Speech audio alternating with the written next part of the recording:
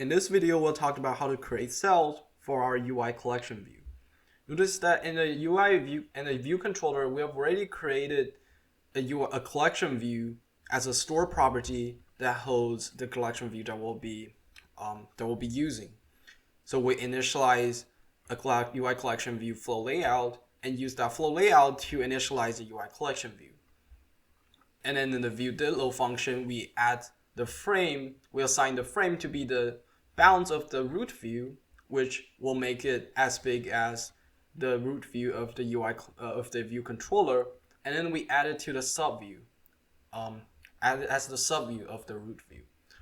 So over here, it should be very familiar. It should be very similar to the steps we use to create our custom view components.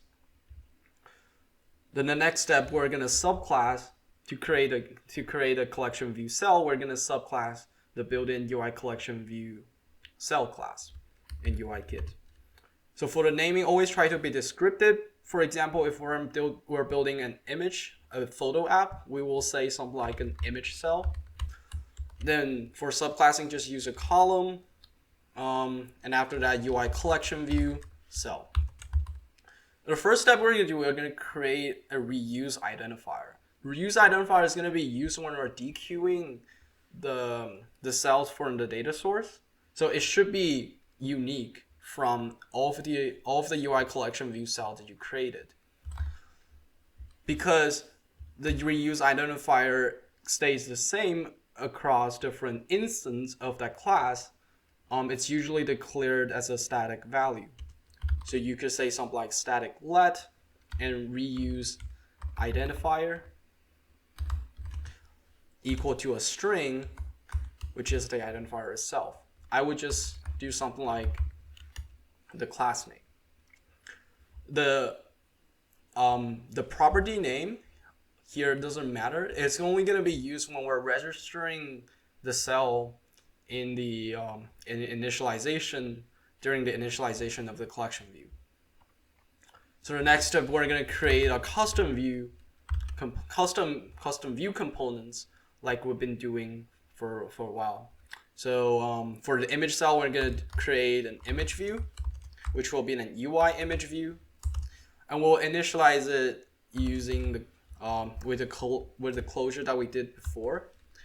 Inside there is a let UI image view and then return. So the next step, we're gonna have to add our image view to the subview of this image cell. However, because image cell is not a view controller, it doesn't have the view controller lifecycle like view didLoad. So in order to add it as a subview, we have to do it via the initializer. And for every view in a UI kit, there are two types of initializer. The first is the frame initializer, and the second is the coder initializer. The coder initializer is only going to be used if you're if you are creating a UI through storyboard, because we're using a programmatic approach right now. Only the frame initializer will be useful. However, if you override the frame initializer, Swift also requires you to override the coder initializer. In this case, you can just open the compiler error message and click fix. It will automatically create a coder initializer placeholder with a fatal error. So that should be fine. So here we could just say super.init with a frame. This is called initializer delegation. We'll talk about that in the next lesson. And the next step I wanted you guys to notice is that instead of adding it directly to the image cell, we have to add it to the content view.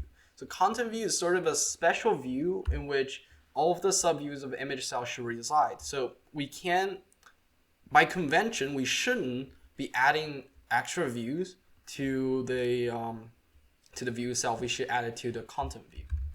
So we're just gonna say content view.add subview and with an image view.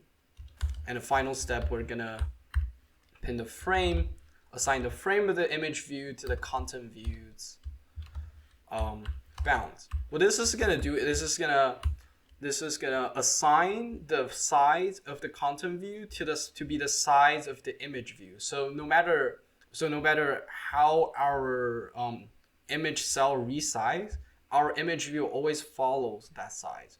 So we can customize our image views through customizing the size of the cell, right? So here's our UI collection view cell, the custom cell class. The final step, we're gonna have to register it with the collection view itself. So to register it is pretty simple. We just gonna need to go to the collection view, in our closure right here at top, and we're gonna call register.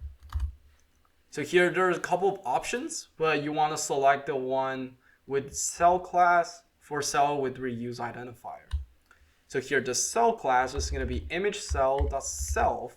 So image cell.self, it's different from just saying image cell.